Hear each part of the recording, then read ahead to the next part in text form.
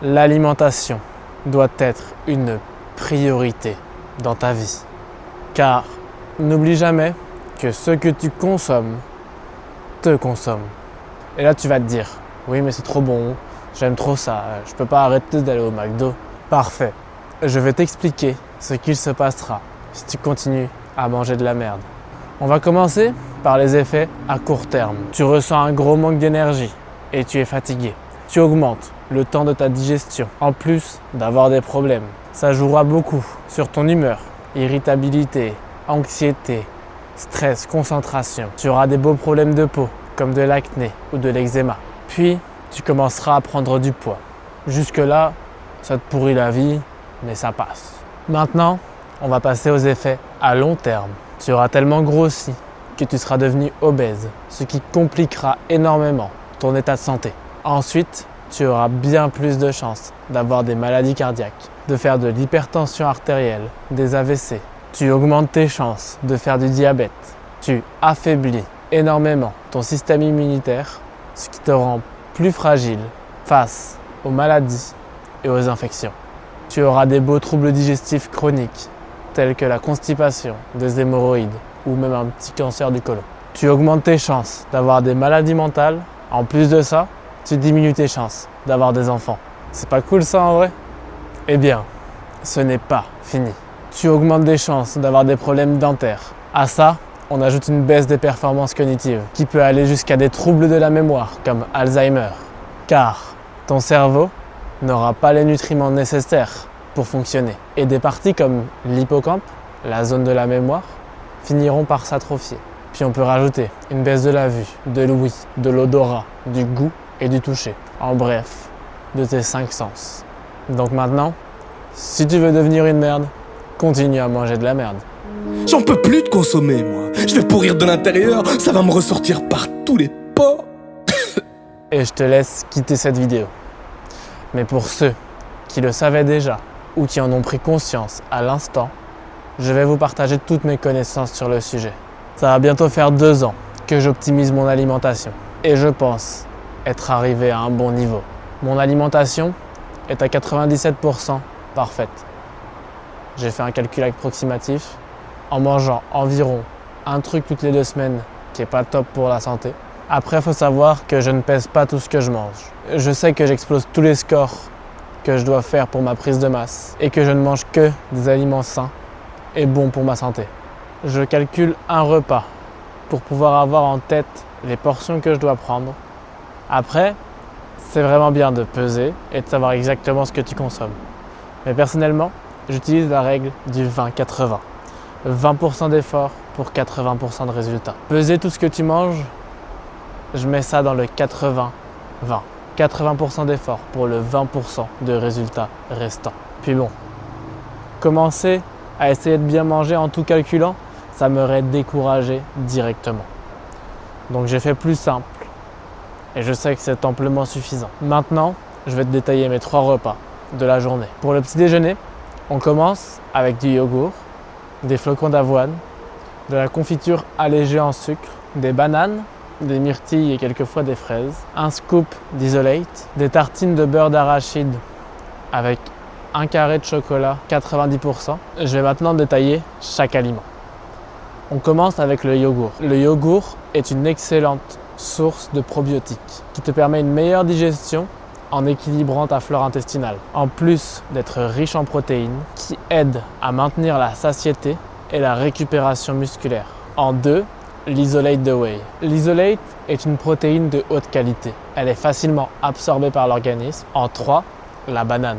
Les glucides contenus dans la banane fournissent une énergie rapide et permettent de bien commencer la journée. Elle est riche en potassium, un minerai essentiel pour ta santé cardiaque et la régulation de ta pression artérielle. En 4, les myrtilles et les fraises. Ces baies sont riches en antioxydants, en particulier en vitamine C, qui protège tes cellules contre l'oxydation et qui renforce ton système immunitaire. Elles contiennent également des fibres qui aident ta digestion et contribuent à ta satiété. En 5, les flocons d'avoine. L'avoine, c'est une super source de glucides et ils te fourniront une énergie durable tout au long de la journée. Il est aussi riche en bêta-glucane, une fibre qui aide à réduire le cholestérol et à stabiliser la glycémie. En 6, la confiture allégée en sucre. Elle n'est clairement pas essentielle, mais j'aime la confiture.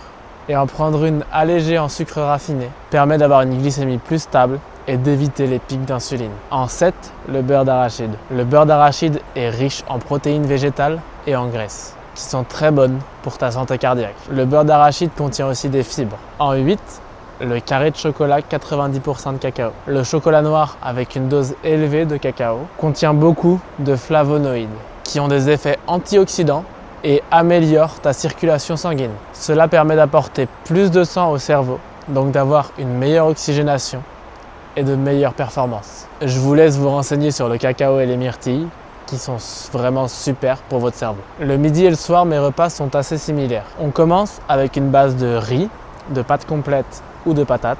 À ça, on rajoute une viande, du bœuf, du poulet, du porc ou du poisson et des crustacés, du saumon, du thon, du crabe, des crevettes. Tout ça cuit dans un filet d'huile d'olive pressé à froid. Tu rajoutes à ça quelques légumes du genre poivrons, oignons, champignons, mais aussi des carottes, des épinards, des courgettes et des haricots qui sont cuits soit avec la viande, soit dans l'eau, soit avec du beurre demi-sel. Par-dessus ça, tu rajoutes 4 œufs, une bonne petite dose de cheddar, des graines de tournesol et de citrouille. Puis pendant la cuisson de la viande, quelques épices comme du curcuma, du poivre noir, de la coriandre, du gingembre, des feuilles d'origan et d'autres herbes, et du romarin avec le poisson. Il existe beaucoup d'autres épices très bonnes pour la santé, mais je ne les connais pas toutes. Maintenant, on va décortiquer tout ça. Le riz, les pâtes complètes ou les pommes de terre. Ils fournissent tous des glucides. Les pommes de terre, surtout avec la peau, et les pâtes complètes fournissent également des fibres. Ensuite, la viande et le poisson. Les viandes et les poissons sont tous riches en protéines de haute qualité. Ils apportent également des vitamines B et du fer, surtout dans le bœuf, mais aussi du zinc et du sélénium, essentiels pour l'immunité, l'énergie et la santé en général. Ils contiennent aussi des lipides, des bonnes graisses, qu'il faut consommer de manière modérée, mais qui sont essentiels pour la production d'énergie, l'absorption des nutriments, la protection des organes, les fonctions cérébrales, et j'en passe. Les poissons gras comme le saumon ou le thon sont aussi riches en oméga 3, qui sont bénéfiques pour la santé cardiaque, le fonctionnement cérébral, les inflammations, les articulations, et j'en passe. L'huile d'olive pressée à froid contient beaucoup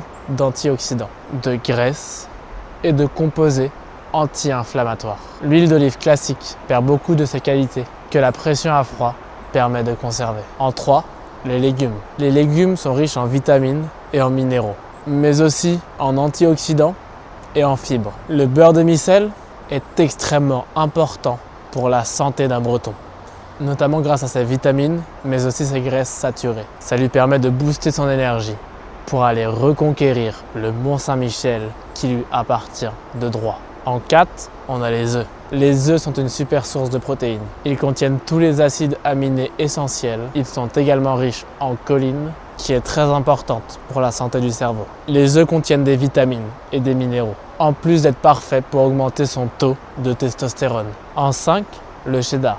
Le cheddar est une excellente source de calcium qui est parfaite pour ta santé osseuse, tes fonctions musculaires et tes transmissions nerveuses. Le cheddar apporte aussi des protéines et des graisses. En 6, les graines de citrouille et de tournesol. Elles sont toutes les deux riches en nutriments essentiels comme des vitamines, des minéraux, des acides gras saturés et des protéines. En 7, les épices et les herbes. Le curcuma et le gingembre sont reconnus pour être des anti-inflammatoires très puissants. Le curcuma en particulier, qui contient de la curcumine, qui améliore les fonctions cérébrales. Le poivre noir, lui, contient de la pipérine, qui améliore l'absorption de la curcumine et amplifie ses bienfaits. Le gingembre et la coriandre sont super pour la digestion et le romarin et l'origan sont riches en antioxydants. Le soir, je prends en complément des oméga 3, du magnésium et du zinc. Je vous ai déjà parlé des oméga 3, mais on va revenir un peu sur le magnésium et le zinc que je prends avant de me coucher pour améliorer mon sommeil et ma récupération. Le magnésium permet une meilleure relaxation musculaire et nerveuse, tandis que le zinc soutient le processus corporel pendant ton sommeil. Cela permet de réduire les crampes, les courbatures, et d'avoir une meilleure régénération musculaire. Ils améliorent tous deux la production de testostérone, ce qui soutient la reproduction, la masse musculaire et la force, et améliorent aussi ta santé mentale en soutenant tes fonctions cognitives, diminuant ton stress et améliorant ton humeur. Bien sûr, avec une alimentation équilibrée, les compléments ne sont pas du tout obligatoires. Il en existe de toutes sortes. Personnellement, je privilégie ceux qui aident à la récupération plutôt que ceux qui aident à la performance durant l'effort, qui sont aussi très bons, mais qui pour moi passent au second plan, car la récupération est essentielle. Elle te permet d'augmenter tes performances aussi, tout en tenant plus longtemps. On rajoute à ça une petite pomme avant de s'entraîner, qui permet d'avoir un petit boost d'énergie, et voilà, je fais une prise de masse. Donc ces repas ne sont pas adaptés pour tous. Si tu veux faire une sèche, il faut que tu diminues ton taux de glucides, pâtes, riz, patates, que tu consommes aussi modérément des lipides, toutes les graisses, que tu augmentes tes fibres en mangeant plus de légumes, tout en ayant un taux élevé de protéines. N'oublie pas que ce que tu bois est tout aussi important. Personnellement, depuis tout petit, je carbure à l'eau, la meilleure boisson pour la santé. Évite vraiment tout ce qui est soda et alcool. Évite aussi toutes les drogues qui joueront beaucoup de tours à ton corps, comme ton cerveau. J'ai des gavards, on dirait des pizzas Carrefour à 30 balais, wesh. Donc je vais pas te dire que la queue de rose c'est cool, même si ça m'arrive de wesh. Puis ne néglige jamais la qualité d'un aliment, car ce n'est pas parce qu'ils ont le même nom que seul le prix change. La qualité, les pesticides et les transformations changent aussi. Bien sûr, il y a des exceptions, mais en général, la baisse de prix va avec la baisse de qualité. Pour la viande, va à la boucherie. Les légumes, va au marché.